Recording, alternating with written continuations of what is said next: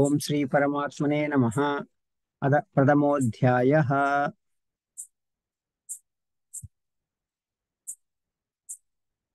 ధృతరాష్ట్ర ఉవాచ ధర్మక్షేత్రే కురుక్షేత్రే సమవేతాయుత్సవః పాండవ మామాక పాండవశ్చైవ కిమకుర్వత సంజయ.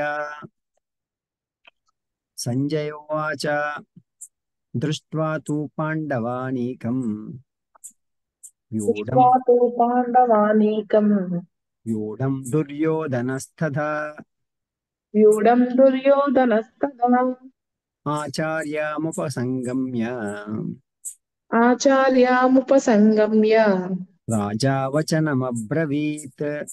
రాజా వచనమబ్రవీత్. ఇక్కడ అడిగేసరికి మనకి చాలా సింపుల్ గా కనిపిస్తుంది. సంజయుడు ఏమని చెప్పాడు?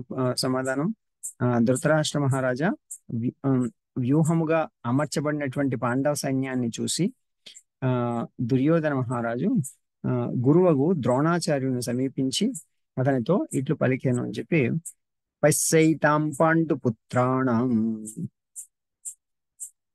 పశ్చైత్యా పాండుపుత్రాణాం ఆచార్య మహతీం చము ఆచార్య మహతీం చము వ్యూఢాం ద్రుపదపుత్రేణ వ్యూఢాం ద్రుపదపుత్రేణ తవ శిష్యేన ధీమత. తవ శిష్యేన ధీమత.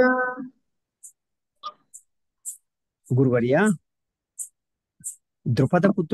పుత్రుడును మీ శిష్యుడును ధీమంతుడును అగు దృష్టద్యుమ్నునిచ్చే వ్యూహముగా రచించబడినటువంటి గొప్పదైన ఈ పాండవ సైన్యమును చూడుము అని చెప్పి చెప్పాడు. అంటే ఇక్కడ ఇక్కడ అక్కడ ఉపయోగించడం అంటే ఏంటంటే, ఎందుకు మీకు దుర్యోధనుడు ధృతరాష్ట్రుడి దగ్గరికి వెళ్ళాడు అనేది అర్థమవుతుంది ఇక్కడ. ఎందుకు అంటే చెప్పడం కూడా ఎట్లా చెప్పాడు చూడండి. అంటే ముందే ఇన్ఫర్మేషన్ రాబట్టేద్దాం అన్నట్టుగా, మీకు ఆల్రెడీ తెలుసు కదా, మీ శిష్యుడే కదా అదంతా వ్యూహం పన్నింది. సో కాబట్టి మీకు ఆల్రెడీ తెలుసున్నది, మీరు చెప్పిన విద్య వల్లనే అతను అదంతా ప్లాన్ చేశాడు. కాబట్టి మీకు ఆల్రెడీ తెలిసే ఉంటుంది. కాబట్టి మీరు చెప్పు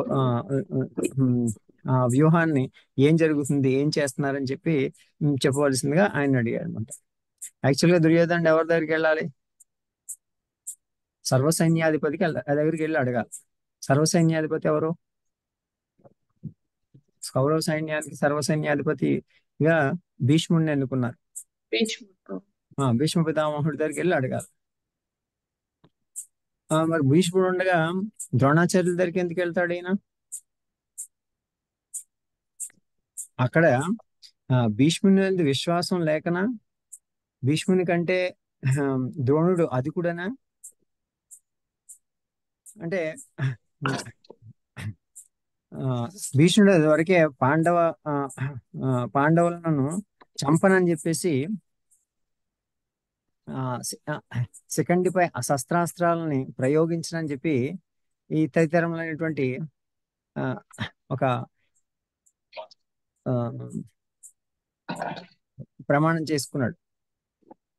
రారాజు రుణం తీర్చుకుందునని స్పష్టం చేశాడు అంతే.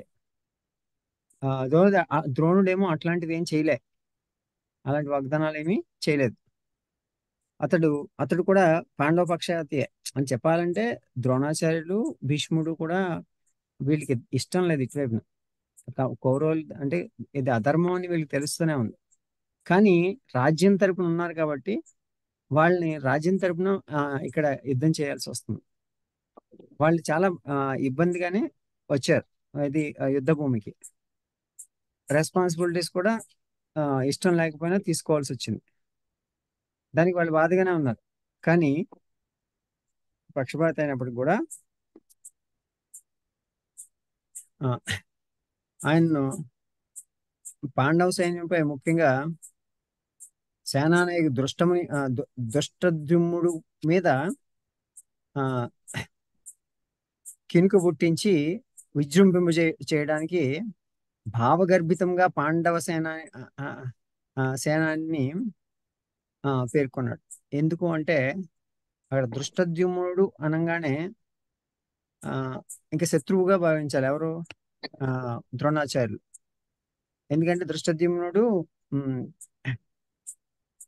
ద్రుపద పుత్రుడు, ద్రోణి యొక్క శిష్యుడు, బుద్ధిమంతుడు.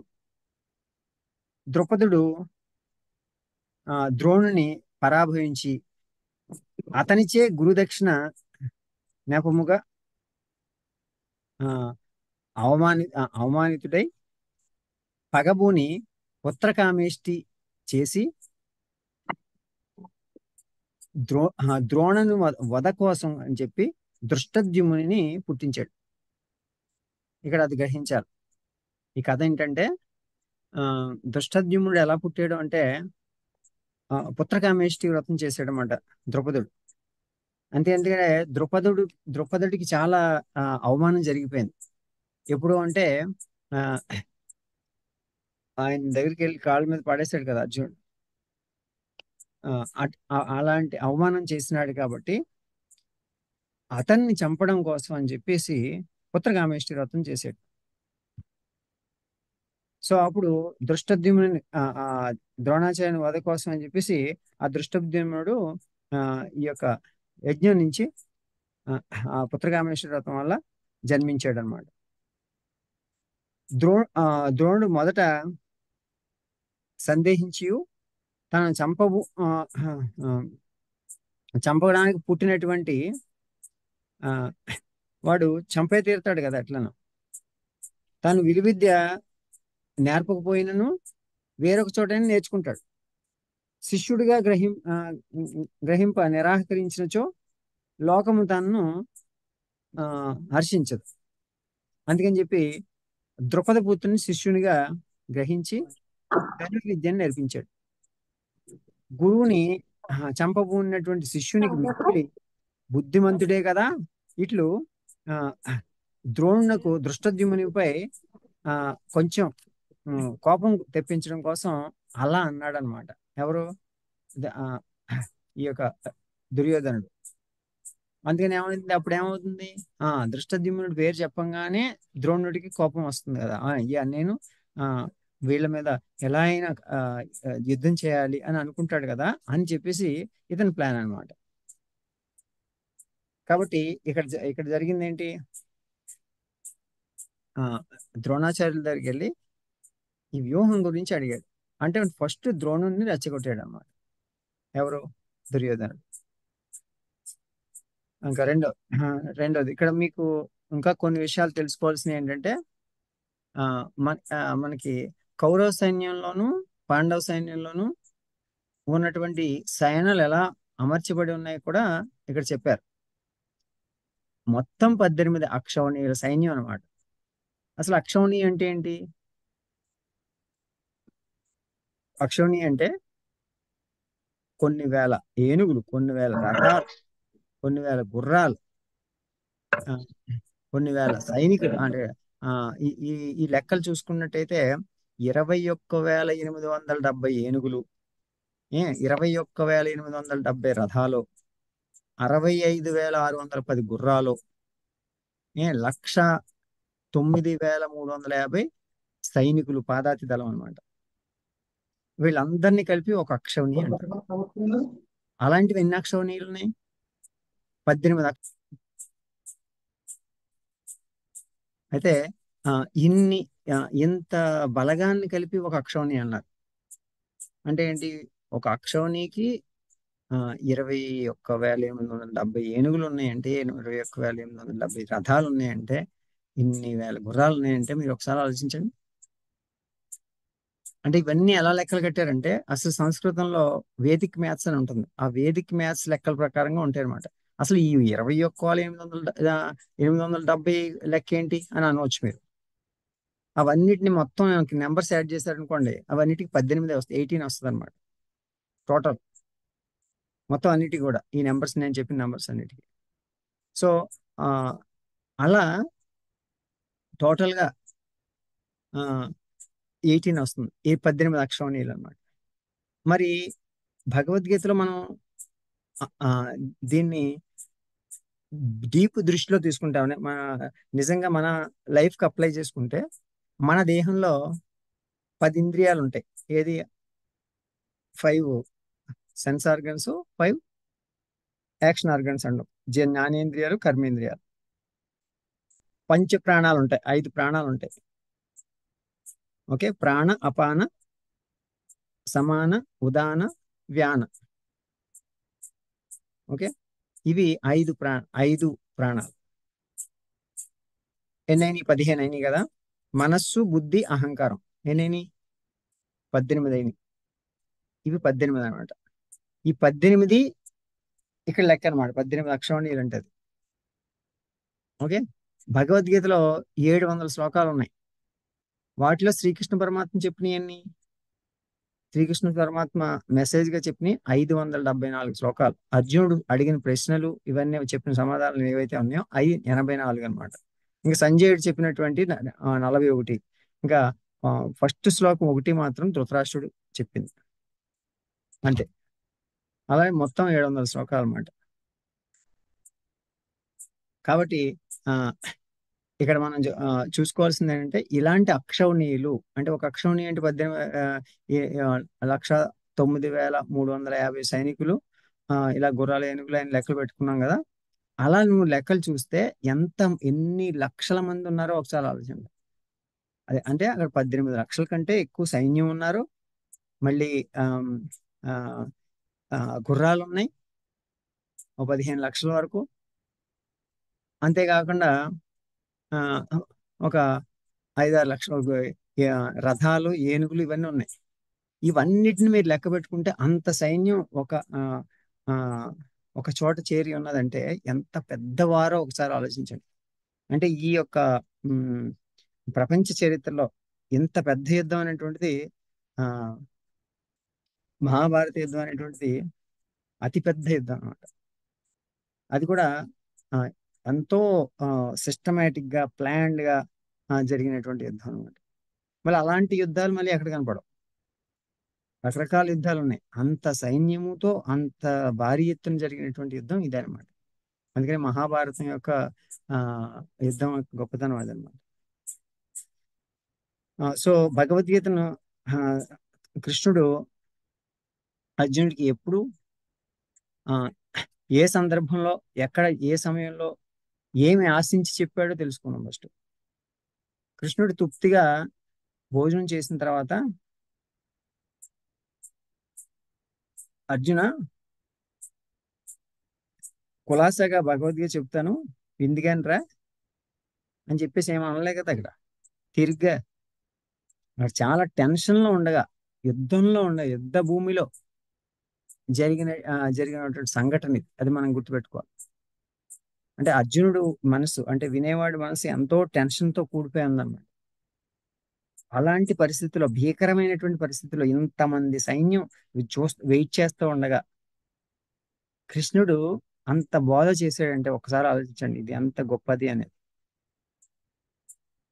నాకేమీ తోచట్లేదు అని చెప్పేసి ఎలా శక్తిహీనుడై పడిపోయినటువంటి ఆ వాడిని శిష్యుడిగా స్వీకరించి అతన్ని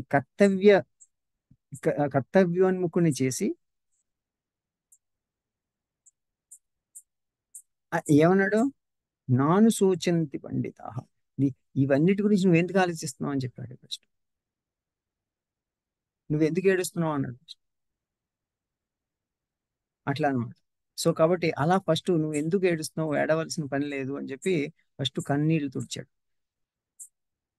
సో మనలో కూడా మన జీవితంలో ఇలా ఆపద్ సమయంలో కొంతమంది ఇలా శక్తిని కోల్పోతూ ఉంటారు. అలాంటి వాళ్ళకి ధైర్యాన్ని ఇవ్వాలన్నా, నీకు నువ్వు ధైర్యం తెచ్చుకోవాలన్నా భగవద్గీత అనేటువంటి ఒక గొప్ప అస్త్రం అనమాట. శ్రీకృష్ణ పరమాత్మ మనకి జగద్గురు అనమాట. ఆయన నుంచి మనం గ్రహించి ఇలా ఎంతో మందిని మన జీవితంలో ఆ ధైర్యాన్ని నింపగలుగుతాం. ధైర్యాన్ని నింపేటువంటి గొప్ప గ్రంథం భగవద్గీత. ఇప్పుడు ఎంతో మంది అనేక రకాలైనటువంటి మెంటల్ డిసీజెస్ తో బాధపడుతూ ఉంటారు.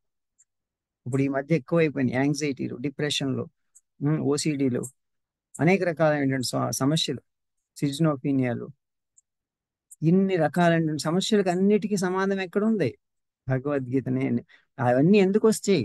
నీలో ఉన్నటువంటి పిరికితనం, భయం, కోపం, ద్వేషం, అసూయ, ఇవన్నిటి నుంచి కూడా ఈ మెంటల్ డిసీజెస్ అన్నీ వస్తాయి అన్నమాట. సో అవన్నిటిని తుడిచిపెట్టి నీలో ధైర్యాన్ని నింపి కర్తవ్యోన్ముఖుణ్ణి చేసి నిన్ను నిరంతరం కూడా ఒక ధర్మ కార్యానికి నిలబడేటట్టు చేయగలిగేటువంటి గొప్ప గ్రంథం ఈ ప్రపంచంలో ఏకైక గ్రంథం భగవద్గీత. అంత గొప్ప గ్రంథం అన్నమాట. అంతేగాని మనం పూజ గదిలో పెట్టేసి పూజించేసి ఇవాళ పూజ అయిపోయింది అనుకోకూడదు. ప్రతిరోజు మనం భగవద్గీతని అధ్యయనం చేయాలి. భక్తి శ్రద్ధలతో అధ్యయనం చేసి దాన్ని ఆచరణలో పెట్టాలి. ఆయన చెప్పిన భగవద్గీత చెప్పినటువంటి తూచా తప్పకుండా పాటించాలి. అందుకోసం మనం భగవద్గీతని చదువుకుంటున్నాం. కాబట్టి ఇంతమంది అక్షౌణీయులు సైన్యం ఉన్నారనుకున్నాం. 18 అక్షౌణీయులు. 18 అక్షౌణీయులు అంటే కేవలం అది 18గా గ్రహించకూడదు. ఆల్రెడీ మనం చెప్పుకున్నాం కదా, మన శరీరంలో ఉన్నటువంటి ఈ 18 ఏమిటో అవి మనం గ్రహించాలండి. మనకి మనం అప్లై చేసుకోవాలి. ఇవన్నీ కూడా ప్రతి శ్లోకం, ప్రతి పదం కూడా మనకి ఎంతో గొప్ప సందేశం అన్నమాట. అలాంటి ఇది భగవద్గీత.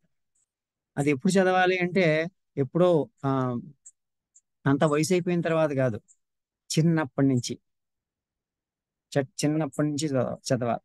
అంటే గర్భిణీ స్త్రీలు గర్భం దాల్చిన దగ్గర నుంచి కూడా భగవద్గీత పిల్లవాడికి వెళ్ళాలి అంటే చిన్నప్పటి నుంచి వాళ్ళు అంటే గర్భం ధరించిన దగ్గర నుంచి తల్లి చదవడం మొదలు పెట్టాలి. తల్లిదండ్రులు ఇద్దరు కూర్చొని చదవాలి భగవద్గీత. అలాగే పిల్లవాడు పుట్టిన దగ్గర నుంచి కూడా చదివి వినిపిస్తూ ఉండాలి. చిన్నప్పటి నుంచి ఫస్ట్ 3 నెలల్లో బాగా నేర్చుకుంటారు. 6 నెలల్లో, 6 సంవత్సరాల వరకు ఎంతో చక్కగా నేర్చుకుంటారు. ప్రతిరోజు చదవాల్సిందే భగవద్గీత. చిన్నపిల్లవాడు కదా అని చెప్పేసి ఊరుకోకూడదు. వాళ్లే బాగా నేర్చుకుంటారు. ఆ టైంలో ఫస్ట్ 6 ఇయర్స్లోనూ ఎంతో జ్ఞానాన్ని గ్రహించగలరు. అలాగే 12 ఇయర్స్ వరకు ఉండేటువంటి దాంట్లో చాలా క్లారిటీ వచ్చేసారు. విద్య అంతా వచ్చేసారు. అది ఎక్కడి నుంచి విద్య వచ్చేది? భగవద్గీత నుంచి. ఆ ధైర్యము, స్థైర్యము, క్లారిటీ ఆఫ్ మైండ్ ఎక్కడి నుంచి వస్తాయి? భగవద్గీత. ఆ సాధన ఏం చేయాలి, డే టు డే లైఫ్లో ఏం చేయాలి అనేటువంటి ఎవరిని ఫాలో అవుతాం? భగవద్గీత నుంచి. అలా ఫాలో అయితే లైఫ్ అనేటువంటిది ఎలా నడవాలో అలా నడుస్తుంది. మానవ జీవితానికి ఒక అర్థం ఏర్పడుతుంది. ఇప్పుడు లేదంటే చూస్తున్నాం కదా, అర్థం పర్థం లేకుండా బతుకుతా ఉన్నారు కదా. ఆ బతుకులే వల్ల ఏమో ఉపయోగం ఉందా? ఏం లేదు. దౌర్భాగ్య స్థితిలో ఉన్నారనమాట. అంటే ఏమి చెయ్యకూడదో అవి చేస్తూ జీవితాలని నాశనం చేసుకుంటున్నటువంటి వాళ్ళు ఎన్నో ఆల్మోస్ట్ 80%, 90% మంది ఉన్నారు. వాళ్ళలాగా గొర్రెల్లాగా వెళ్ళిపోవడమేనా? అలాంటి వాళ్ళని ఎంతో మందిని ఉద్ధరించాలి అంటే ఫస్ట్ నిన్ను నువ్వు ఉద్ధరించుకో. బి ది చేంజ్ అని. ఇప్పుడు మనం భగవద్గీత పూర్వాపరాలు పరిశీలిస్తే భరతవంశంలో ధృతరాష్ట్రుడు, పాండురాజు అనేటువంటి వాళ్ళు ఇద్దరున్నారు, అన్నదమ్ములు. వాళ్ళిద్దరికి హస్తినాపురానికి అధిపతులు. పెద్దవాడైనటువంటి ధృతరాష్ట్రుడు పుట్టుగుడ్డి, ఆయన భార్య గాంధారి. పాండురాజు మహావీరుడు. అందుకే పాండురాజు హస్తినకు రాజయ్యాడు. పాండురాజుకు 2 భార్యలు, కుంతి, మాద్రి అని చెప్పేసి. పాండురాజు శాపవశాత్తు భార్య సంగమానికి దూరం అయిపోయాడు. భార్యలతో సహా అడవులకు వెళ్ళిపోయాడు. దూర్వాసుని మంత్ర ప్రభావంతో కుంతికి యుధిష్ఠిరుడు, భీముడు, అర్జునుడు అనేటువంటి పుత్రులు పుట్టారు. ఇంకా మరి మాద్రికి కూడా పుత్రులు పుట్టాలి. ఆమె కోసం కుంతీదేవి ఆమె కోసం ఈ యొక్క దూర్వాసుడు ఉపదేశించిన మంత్రాన్ని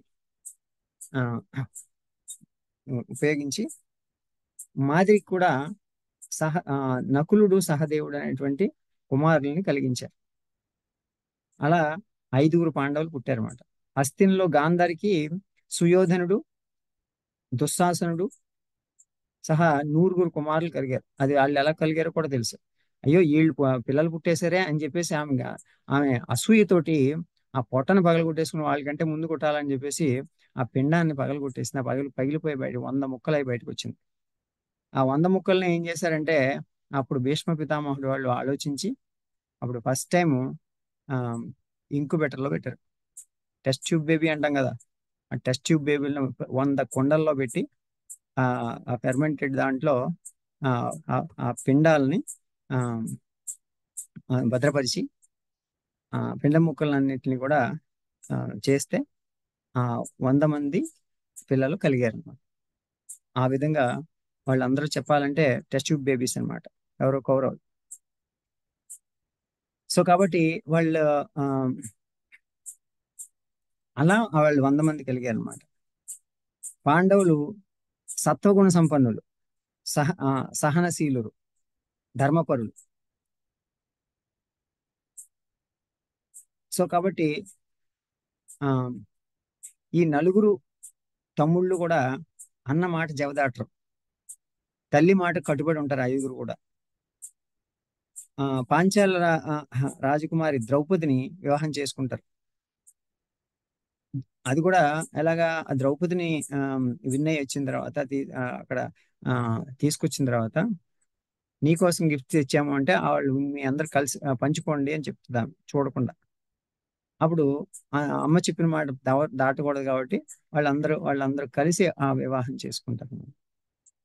అలా ద్రౌపది ఐదుగురు వివాహం చేసుకోవాల్సి వచ్చింది తల్లి మాట కట్టుబడి ఉండడం కోసం. లేదంటే అర్జునుడు అక్కడ ఆమ్, ఆ, మత్స్యయంత్రాన్ని ఛేదించాడు కాబట్టి యాక్చువల్గా అర్జునుడు ఒకటే వివాహం చేసుకోవాలి కదా, కానీ అలా కాలే. తల్లికి తీసుకొచ్చి నీకోసం తీసుకొచ్చామని చెప్తే ఆ పండు తీసుకొచ్చామంటే అందరూ పంచుకుంటారా అన్నది చూడకుండా. అట్లా అన్నమాట. ఆ విధంగా పాంచాలి ద్రౌపది ఐదుగురికి భార్య అయిందన్నమాట. ఇలాగా ఆ, మొదట ఈ పాండవుల మీద ఈ కౌరవులందరూ కూడా ద్వేషం పెంచేసుకున్నారు. వీళ్ళు సత్వగుణ సంపన్నులు అయితే వాళ్ళు రజోగుణ సంపన్నులు అనమాట. వాళ్ళందరికీ దుర్యోధనుడు అయితే పరమ లోభి, సూది మోపినంత తలం కూడా ఉన్నాడు కదా. ఎదుటివారి ఉన్నతిని చూసి తట్టుకోలేడు, అసూయాపరుడు. ద్వేషము, దురభిమానము, గర్వము అతనికి సహజంగా ఉన్నటువంటి లక్షణాలు అన్నమాట. తన మాటే చెల్లాలంటాడు అనేటువంటి తత్వం మనం ఇలాంటి చూస్తూ ఉంటాం కదా. ఇలాంటివి అంతా నాకే కావాలని చెప్పి దురాశ పడుతూ ఉంటాడు అనమాట. సహజంగానే ఆ దాయాదుల మధ్య ఆ రాజ్యాధిపత్యం కోసం పోరు మొదలైపోయింది. అంటే మాకు రాజ్యం కావాలంటే మాకు రాజ్యం కావాలి, విభజన. సో ఆ విధంగా పాండవులకు ఎందుకు పనికిరానటువంటి ఆ దాన్ని ఏమంటారంటే కాండవ వ్రస్తం ఇచ్చారు. వీళ్ళు ఇంద్రప్రస్థం తీసుకున్నారు. వారు దాన్ని కాండవ వ్రస్తాన్ని ఇంద్రప్రస్థంగా మార్చుకున్నారు. రాజసూయాగం చేశారు. ధర్మరాజు చక్రవర్తి అయిపోయాడు. అది చూసి వారు లేకపోయారు. మళ్ళా సుయోధనుడు వాళ్ళు వారి రాజ్యం ఎలాగైనా కానీ కాజేయాలని చెప్పేసి అనుకున్నాడు. దానికి తన మేనమామ కుటిలుడు అయినటువంటి శకుని, ఆ శకుని సాయంతో ద్యోత క్రీడ అంటే మాయాజూదాన్ని ఆడించారు.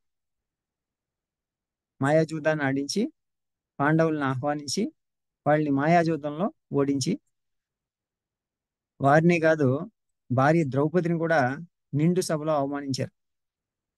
రాజ్యం అపహరించి అడవులకు పంపించేశారు. వాళ్ళ కండిషన్ ఏం పెట్టారంటే 12 సంవత్సరాల అరణ్యవాసం, 1 సంవత్సరం అజ్ఞాతవాసం అని. అంటే 12 సంవత్సరాలు అరణ్యంలో తిరగాలి, అడవుల్లో ఉండాలి. 1 సంవత్సరం అజ్ఞాతవాసం అంటే ఎవరికి కనిపించకుండా ఉండాలి. మీరు ఎవరికైనా కనిపించినట్టయితే మళ్ళా 12 సంవత్సరాలు చేయాలి అని చెప్పి కండిషన్ పెట్టారు అన్నమాట. మీకు అర్థమైంది కదా, అలాంటి కండిషన్ పెట్టారు వాళ్ళు. అంటే ఈ కండిషన్ లో ఏమవుతుంది, మళ్ళా వీళ్ళ ఉద్దేశం ఏంటంటే ఆ 1 year లో వీళ్ళు కనిపించకుండా ఉండలేరు కాబట్టి మనం పట్టేసుకుందాం ఏదో విధంగా మళ్ళా వీళ్ళతోటి మళ్ళీ 12 సంవత్సరాలు పంపించేద్దాం, కాబట్టి రాజ్యం మనకే ఉంటుంది అని చెప్పేసి వాళ్ళు ఎక్స్పెక్టేషన్ చేశారనమాట. ఆ విధంగా ఆ కండిషన్ పెట్టారు, చాలా క్రిటికల్ కండిషన్ పెట్టారు. సో కానీ వాళ్ళు 12 సంవత్సరాలు కూడా ఎంతో సహనంతో ఈ యొక్క వనవాసాన్ని పూర్తి చేశారు. అంతేకాకుండా ఎన్నో కష్టాలు అనుభవించారు. వాళ్ళతో పాటు కుంతీదేవి ఎన్నో కష్టాలు అనుభవించింది, తిరిగారు. సో ఆ ఆ పాటలో భాగంగానే ఎక్కడో ఒక గ్రామంలో ఉన్నప్పుడు, మీకు తెలిసిన కథ, ఆ బకాసురుడి యొక్క కథ. ఆ గ్రామంలో ఒక్కొక్కరు రోజుకొకరు పంపించాలంటే, అప్పుడు వాళ్ళ ఇంట్లో ఉన్నటువంటి పిల్లవాడు వెళ్ళాలంటే వాళ్ళు బాధపడుతుంటే, మీరెందుకు నేను అని చెప్పి భీముడిని పంపిస్తానని చెప్పి భీముడిని పంపించి ఆ యొక్క బకాసురుడిని చంపడం ఏదంటే తెలుసు. అలా ఆ అందులో ఉండగానే, ఆ వనవాసంలో ఉండగానే మళ్ళీ వాళ్ళని ఊరుకోలే, వీళ్ళు హింసిస్తూనే ఉన్నారు. లక్క ఇంట్లో ఉంటే ఆ లక్క ఇళ్ళని కాల్చేశారు.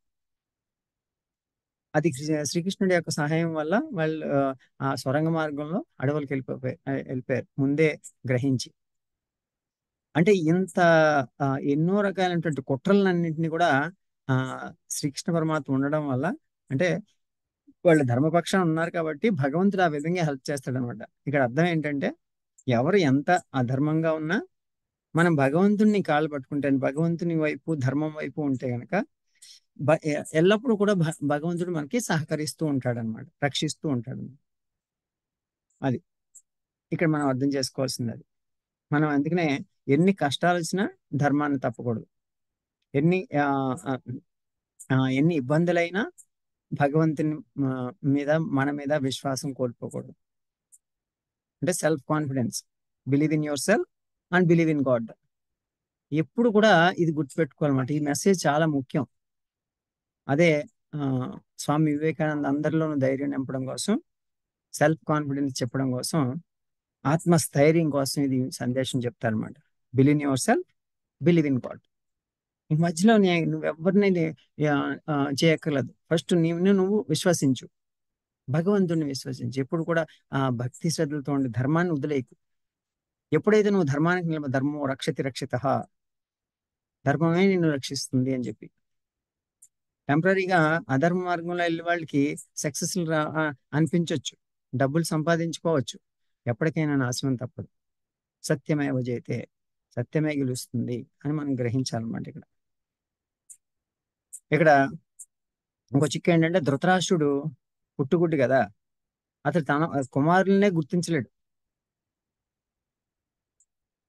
కుమారులను కూడా గుర్తించాడు ఒకవేళ అది యుద్ధం చూడాలనుకున్నా. దానికోసం ఇన్ని అక్షోణీయుల సైన్యం ఉన్నా కురు పాండవుల యుద్ధం జరగబోతుందంటే, వ్యాసుల వారు ధృతరాష్ట్రుడికి ఏమన్నా దృష్టి ఇద్దామంటే ఏం ఉపయోగం లేదు. అందుకనే సంజయుడికి ఇచ్చారనమాట ఆ దివ్య దృష్టిని. ఆ దివ్య దృష్టి వల్ల సంజయుడు అదంతా చూసి ఇతనికి చెప్తూ ఉన్నాడు జరిగేదంతా కూడా. యుద్ధం జరిగే రోజులన్నీ కూడా అతని పక్కనే కూర్చుని చెప్తూ ఉంటాడు అనమాట. అలా ఈ యొక్క యుద్ధం స్టార్ట్ అయ్యడానికి నాంది పలికిందనమాట. అయితే యుద్ధం అరణ్యవాసం అయిపోయిన తర్వాత అజ్ఞాతవాసం కూడా ఏదో విధంగా కష్టపడి కంప్లీట్ చేశారు. దొరకకుండా కంప్లీట్ చేశారు. కంప్లీట్ చేసిన తర్వాత లాస్ట్ లో ఇంక మరి వీళ్ళ రాజ్యం వీళ్ళకి ఇచ్చేయాలి కదా, వాళ్ళు ఇచ్చేయాలని చెప్పేసి మెసేజ్ పంపించారు. ఎవరి ద్వారా? శ్రీకృష్ణుడి ద్వారా. కృష్ణుడు వచ్చి అడిగాడు, మరి వాళ్ళ రాజ్యం వాళ్ళకి ఇచ్చేయండి, వాళ్ళది అయిపోయింది కదా, మీరు కండిషన్ ప్రకారంగా వాళ్ళ రాజ్యం వాళ్ళకి ఇచ్చేయండి అన్నారు. అంటే అప్పుడు దుర్యోధన ఏమన్నా, నేను సూది మోపినంత స్థలం కూడా ఇవ్వనని చెప్పాడు. ఎంత అన్యాయం చూడండి, దారుణం కదా, అంత దుర్మార్గం చేశాడు అన్నమాట. అప్పుడు అది అంత అధర్మం. కాబట్టి అటువంటి అధర్మాన్ని ఎదిరించడం కోసం పరమాత్మే డైరెక్ట్ గా ధర్మరక్షణ కోసం అక్కడ అవతరించాడు అన్నమాట. అవతరించి పాండవులందరినీ కూడా ధర్మపక్షాన్ని నిలబెట్టి అదంతా కూడా ఈ యొక్క యుద్ధానికి ఏర్పాట్లు సన్నద్ధమయ్యారు. అంతవరకు మన భగవద్గీత స్టార్ట్ అయ్యే ముందు ఇంట్రడక్షన్ అనమాట. అది ఇప్పటి వరకు ఈ మహాభారతం అంతా తెలియకపోయినప్పటికి కూడా అట్లీస్ట్ ఇది మనకు తెలవాలి, అసలు ఎందుకు జరిగింది. లేదంటే ఈ ఇంట్రడక్షన్ లేదనుకోండి, భగవద్గీత అంతా కొంతమంది అనుకుంటూ ఉంటారనమాట. భగవద్గీత అంతా ఆ, అంత హింస ఆ, యుద్ధం చేయమంటున్నాడు అని చెప్పి అనుకుంటారు. యుద్ధం ఎందుకు చేయమంటాడు? యుద్ధం ఎవరి మీద చేయమన్నాడు? ఫైట్ ఫర్ ది ధర్మ. అవును కదా, మనం ఇప్పుడైనా అదే చేయాలి. ఫైట్ ఫర్ ది ధర్మ. దానికోసం ఇది జరిగిందనమాట. అందుకని మనం ఈ యొక్క బ్యాక్గ్రౌండ్ తెలుసుకోవడం చాలా ఇంపార్టెంట్. మహాభారతంలో కనీసం ఈ బ్యాక్గ్రౌండ్ తెలియాలి భగవద్గీత చదివే ముందు. అర్థమైంది కదా? దీంట్లో ఏమైనా క్వశ్చన్స్ ఉన్నాయి? 4వ శ్లోకం. అత్ర శూరా మహేశ్వాస శూరా మహేశ్వాస భీమార్జున సమాయుధి భీమార్జున సమాయుధి యుయుధానో విరాటచ్చ యుయుధానో విరాటశ్చ ద్రుపదచ్చ మహారథః ద్రుపదశ్చ మహారథః దృష్టకేతు ఆ, దృష్టకేతు చకితానః దృష్టకేతు చకితానః కాశీరాజచ్చ వీర్యవాన్ కాశీరాజశ్చ వీర్యవాన్ పురుజిత్ కుంతి భోజచ్చ పురుజిత్కౌంతి భోజశ్చ సైభ్యచ్చ నరపుంగవః దివ్యశ్చానపుంగవః ఆ, యుధామన్యుచ్చ విశ్రాంతః యుధామన్యుశ్చ విక్రాంతః యుధామన్యుచ్చ విక్రాంతః యుధామన్యుశ్చ విక్రాంతః ఉత్తమౌజుచ్చ వీర్యవాన్ ఉత్తమౌజాశ్చ వీర్యవాన్ సౌభద్రో ద్రౌపదేయచ్చ సౌభద్రో ద్రౌపదేయశ్చ సర్వ ఏవ మహారథాః సర్వైవ మహారథాః అస్మాకం తు విశిష్టాయే అస్మాకం తు విశిష్టాయే తాన్నిబోధ ద్విజోత్తమా తాని నాయక మమ సైన్యస్య నాయకామమ సైన్యస్య సంజ్ఞార్థం బ్రవీమితే సంజ్ఞార్థం తాన్ బ్రవీమితే భవాన్ భీష్మచ్చ కర్ణచ్చ కృపచ్చ సమితింజయః అశ్వత్థామా వికర్ణచ్చ సౌమదత్తి తథైవ చ సౌమదత్తి తదైవ చ అన్యే చ బహవః శూరా అన్యే చ బహవః శూరా మదర్థే త్యక్త జీవితాః మదర్జే త్యక్త జీవితాః నానా శస్త్ర ప్రహరణాః నానా శస్త్ర ప్రహరణాః సర్వే యుద్ధ విశారదాః సర్వే యుద్ధ విశారదాః. ఇందులో మనకి మాక్సిమం మీకు అందరికి అర్థమయ్యే వస్తాయి. అంటే ఏది కూడా అర్థం కాని ఉండదు.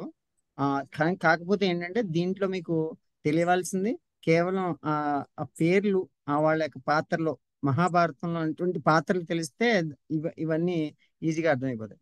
ఎందుకంటే మాక్సిమం అక్కడ వచ్చినటువంటి మహారథులు, అతిరథులు, వాళ్ళందరి పేర్లు ఇక్కడ మనకి రావడం జరిగింది. భీష్ముడు ఇవన్నీ అన్నారు కదా, ద్రోణుడు, కర్ణుడు, ద్రుపదుడు, ఇవన్నీ పేర్లు చెప్పారు కదా. అశ్వత్థామ, వికర్ణుడు, సోమదత్తుడు, ఇవన్నీ వాళ్ళ సైన్యంలో ఉన్నటువంటి మహారథులు, గొప్ప వీరులు అనమాట. ఆ వీరుల పేర్లు ఇందులో రావడం జరిగింది. వాళ్ళు ఎలా వచ్చారంట ఇక్కడ? మదర్దే త్యక్త జీవితాహ అన్నారు. అంటే జీవితం మీద ఆశ వదులుకొని వచ్చారు అని చెప్పాడు. మదగ్దే త్యక్త జీవితాహ అని. అలా అంటే జీవితం మీద ఆశ వదులుకుని ఆ యుద్ధంలో పాల్గొనడానికి, అంటే యుద్ధంలో పాల్గొంటే ఉంటారో లేదో తెలియదు కదా, అలాంటి యుద్ధంలో వాళ్ళందరూ అలా జీవితం మీద ఆశ వదిలిపెట్టి వచ్చారు అని చెప్పి ఇక్కడ చెప్పడం జరిగింది అనమాట. కాకపోతే ఒక్కొక్క పాత్రను తెలుసుకోవాలంటే ఇది అసలు ఇప్పుడు ఇక్కడ చదువుకున్నటువంటి 6 శ్లోకాలు ఉన్నాయి కదా. ఈ 6 శ్లోకాల గురించి చెప్పుకోవాలంటే మొత్తం మహాభారతం అంతా వచ్చేస్తుంది అనమాట. అన్ని పాత్రలు ఉన్నాయి ఇక్కడ, అంటే అన్ని స్టోరీస్ ఉంటాయి అనమాట. కాబట్టి మీరు పిల్లలకి చెప్పినట్టయితే కనుక ఒక్కొక్క పాత్ర గురించి వాళ్ళ గొప్పదనం గురించి చెప్పాలి. ఇవన్నీ కూడా 126 పుస్తకాలు ఉన్నాయి. అదే కాకుండా మీకు గీతా ప్రెస్ వాళ్ళు ఒక చిన్నది రిలీజ్ చేశారు, మహాభారతంలో ముఖ్య పాత్రలు అని చెప్పి. ఓకే, ద మెయిన్ ఇంపార్టెంట్ పాత్రలు కావాలంటే అవి మీరు పిల్లలకి ఎక్స్ప్లెయిన్ చేయొచ్చు. అవి కూడా ఒక్కొక్కటి ఒక్కొక్క స్టోరీగా ఉంటుంది. అలా మీరు ఎక్స్ప్లెయిన్ చేస్తే మహాభారతం యొక్క బ్యాక్గ్రౌండ్ తెలుస్తుంది. లేదు మీరు మహాభారతం చక్కగా రోజు చదువుకుని ఒక స్టోరీ, మహాభారతంలో ఒక స్టోరీ చదువుకుందాం అనుకుంటే మొత్తం ఒక 40 సంవత్సరాలకి ఆ స్టోరీలు అన్నీ అయిపోతాయి. అంటే అన్ని స్టోరీలు ఉన్నాయన్నమాట. ఎన్ని స్టోరీలు అంటే కొన్ని వేల స్టోరీలు, రోజుకి ఒకటి చదివితే అవ్వదు. దాంట్లో చాలా అన్ని స్టోరీలు ఉన్నాయన్నమాట మహాభారతంలో. చిన్న చిన్న చిన్న చిన్న కథలు ఎన్నో, మళ్ళా ఒక దారి నుంచి వెళ్తే ఇంకా ఎన్నో వెళ్ళిపోతాయి. అలా అంత పెద్ద గ్రంథం ఎక్కడా లేదు ప్రపంచంలో. అంటే the biggest epic in the world is Mahabharata. అది గుర్తుపెట్టుకోవాలి మనం. మహాభారతం అంత పెద్ద గ్రంథము ఎక్కడా లేదనమాట. అందుకనే మహాభారతం వింటుంటే ఎంతసేపు వినాలన్నా వినాలనిపిస్తుంది అనమాట. అందుకనే వింటే మహాభారతం వినాలి, తింటే గారెలు తినాలని చెప్పి ఒక సామెత కూడా ఉందన్నమాట. అంటే అంత మహాభారతం అంత గొప్పది. గారెలు తింటున్నారు కానీ మహాభారతం మాత్రం వింటలేదు. అది ప్రాబ్లం అయిపోయింది ఇప్పుడు. అర్థమైంది కదా. సో కాబట్టి మహాభారతం అనేటువంటిది పిల్లలకి తెలవాలి. రామాయణం, మహాభారతం మనం వాళ్ళకి ఆ ఎక్స్పోజర్ ఇవ్వాలన్నమాట. ఎంత బాగుంటాయో కథలు. చిన్నప్పుడు ఇవన్నీ వింటుంటే అసలు టైం తెలియదు అనమాట, అంత ఇన్వాల్వ్ అయిపోతాం. సో అన్ని స్టోరీలు చదవాలి యాక్చువల్గా. ఒక మహాభారతం పట్టుకుంటే ఈ స్టోరీలు ఎక్కడెదము అని అనుకుంటూ ఉంటారు.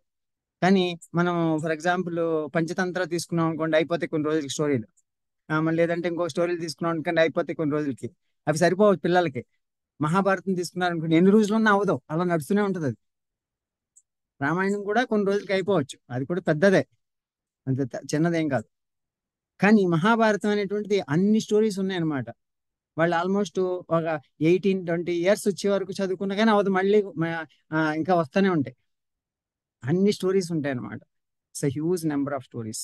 కాబట్టి ఆ స్టోరీస్ అన్నింటినీ కూడా మీరు చెప్పడానికి ప్రయత్నం చేయండి. అవి మామూలుగా మీరు టీవీల్లోనూ అక్కడక్కడ సినిమాల్లోనూ చూపించినంత మాత్రాన అందులో ఏం అర్థం కాదు. అందులో నిజంగా వ్యాసుడు రాసినటువంటి మహాభారతం కరెక్ట్గా వాడికి చెప్పినట్టయితే అది కరెక్ట్గా ఉంటుంది. ఇందులో మాడిఫైడ్ వెర్షన్స్ ఉంటాయి, మనం ఆల్రెడీ చూస్తా ఉన్నాం కదా.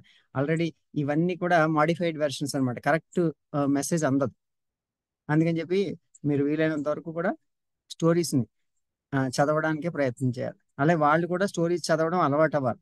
అంతేకాని ఇందులో మీరు మహాభారతం చూసేసావు కదా అయిపోయిందని అనుకోకండి. చూసింది అయిపోవడం కాదు, మనం చదవాలి. ఓకే, ఆ విధంగా చదవడం అలవాటు అవుతుంది. నెక్స్ట్ 10వ శ్లోకం నుంచి రేపు చదువుకుందాం కదా. బట్ ఇవన్నీ కూడా బేసికలీ ఈ ఇరు సేనల్లో ఉన్నటువంటి గొప్ప వాళ్ళందరి పేరు.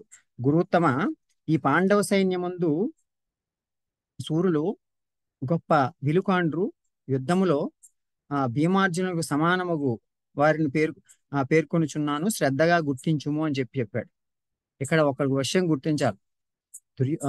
దుర్యోధనుడు ఎక్కడికి వెళ్ళాడు? గురువు అయినటువంటి ద్రోణాచార్యుల దగ్గరికి వెళ్ళాడు. వెళ్ళి ఏం చెప్పాడు?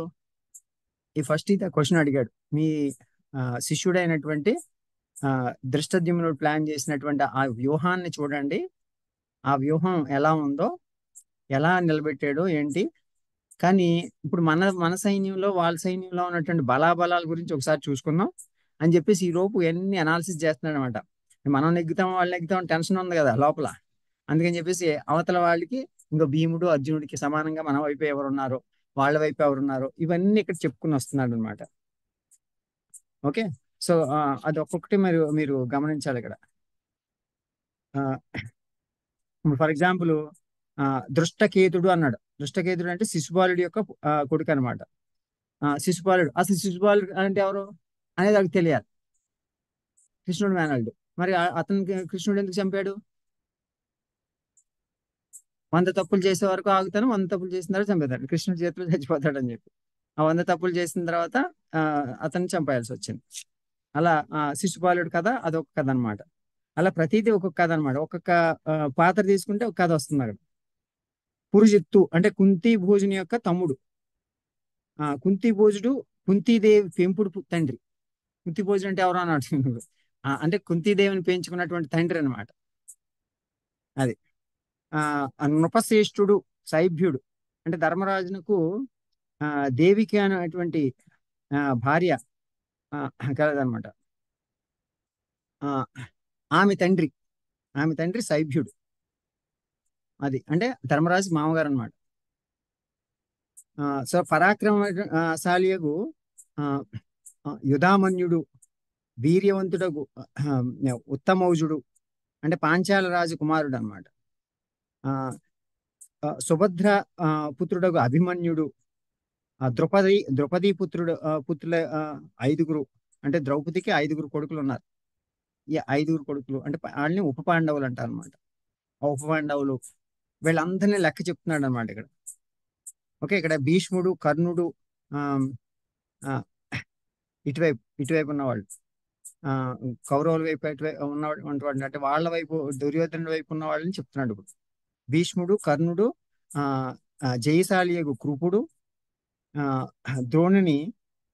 కృపుడు ఎవరంటారేమో, ద్రోణుడు గురువు కదా, అలాగే కృపుడు కూడా గురువే, కానీ ద్రోణుడికి బావమరిది అనమాట. కృపాచార్యులు అంటారు ఆయన. అశ్వత్థామ అంటే ద్రోణుడు కృపాచార్యులు ఇద్దరు చుట్టాలు. ఓకే, అశ్వత్థామ అశ్వత్థామ ఎవరు? ద్రోణుడి యొక్క కొడుకు. వికర్ణుడు అంటే దుర్యోధనుడికి తమ్ముడు. సోమదత్తుని యొక్క పుత్రుడు భూరిశ్రవుడు. సోమదత్తుడు అంటే భీష్ముని పినతండ్రియగు బాహిలికుని యొక్క కొడుకు. ఇంకను పెక్కుమంది మహాసూరులు, శస్త్రాది వేత్తలు, రణ పండితులు నాకై ప్రాణములు అర్పించుటకు, నా కోసం వీళ్ళందరూ వాళ్ళు ప్రాణాలను అర్పించడానికి వచ్చారు, సిద్ధంగా ఉన్నారు. అలాంటి యోధులు మన దాంట్లో ఉన్నారు. వాళ్ళకంటే మనకి చాలా బలగం ఉంది అని చెప్పి ఇక్కడ రెచ్చగొడతా ఉన్నాడు అనమాట. ఎవరిని? ద్రోణాచార్యులు. అంటే మనకి చాలా బలం ఉంది, వాళ్ళకంటే కూడా మనకి చాలా ఎక్కువ బలం ఉందని చెప్పి ద్రోణాచార్యుడిని అక్కడ చెప్పాడు అనమాట. అది కూడా ఇంకా నెక్స్ట్ శ్లోకంలో చెప్పిన అపర్యాప్తం తథాస్మాకం బలం భీష్మాపి రక్షితం. ఇదొకటి చదువుకుని క్లోజ్ చేసుకుందాం. అపర్యాప్తం తథాస్మాకం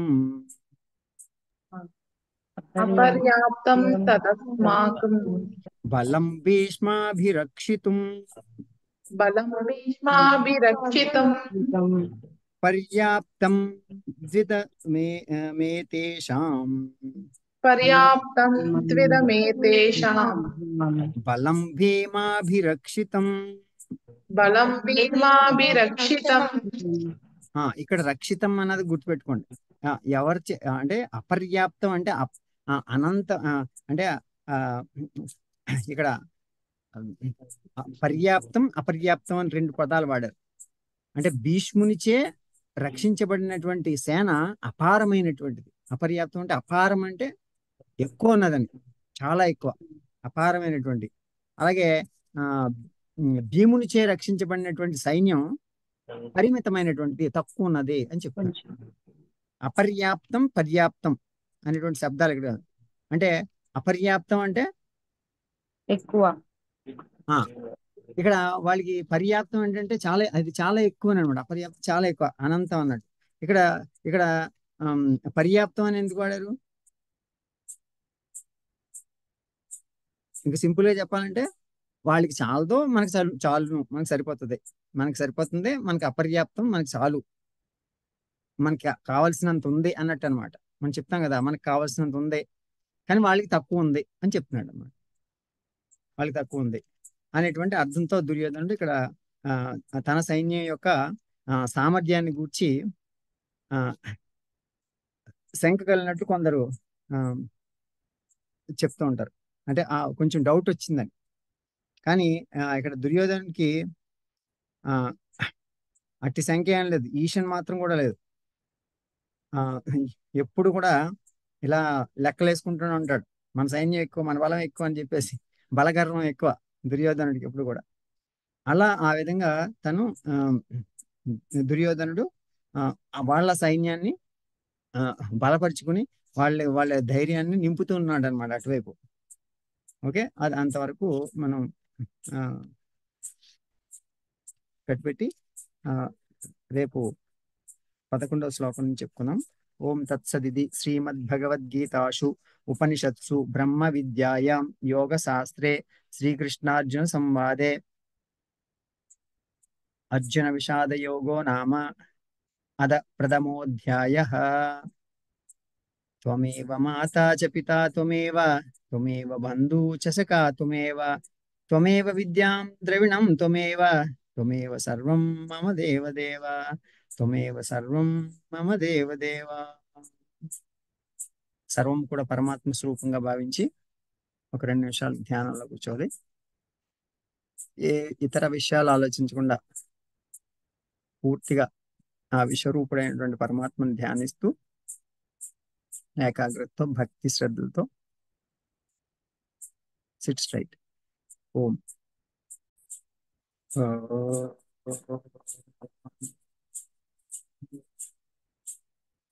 వసుదేవసుతం దేవం కంసచానూరమర్దనం దేవకీ పరమానందం కృష్ణం వందే జగద్గురుం.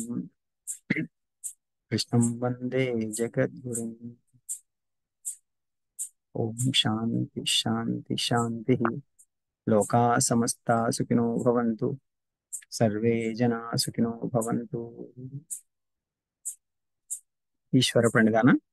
కాయేన వాచా మనసేంద్రియైర్వా బుద్ధ్యాత్మా ప్రత్యస్వభావాత్ కరోమి యద్యత్ సకలం పరస్మై నారాయణాయ సమర్పయామి. ఓం తత్సత్ సర్వం శ్రీకృష్ణార్పణమస్తు. శరీరాన్ని, మనసుని, బుద్ధిని పరమాత్మకు అర్పించి మీలో ఉన్నటువంటి చెడునంతటిని పూర్తిగా బయటికి పంపించి get rid of all the negative thoughts. పూర్తిగా మనసు నుంచి ఇంప్యూరిటీస్ అన్నింటిని పూర్తిగా తొలగించి పవిత్రులై మెల్లగా శ్వాస తీసుకుంటూ పరమాత్మ పాదాల నుంచి దివ్యమైనటువంటి శక్తిని గ్రహిస్తూ bring all the positives. Gently touch your palms and your eyes. Open your eyes, look at your palms. Hari Om. Thank you. Jai Shri Ram. Namaskaram. Jai Shri Ram. జై శ్రీరామ్.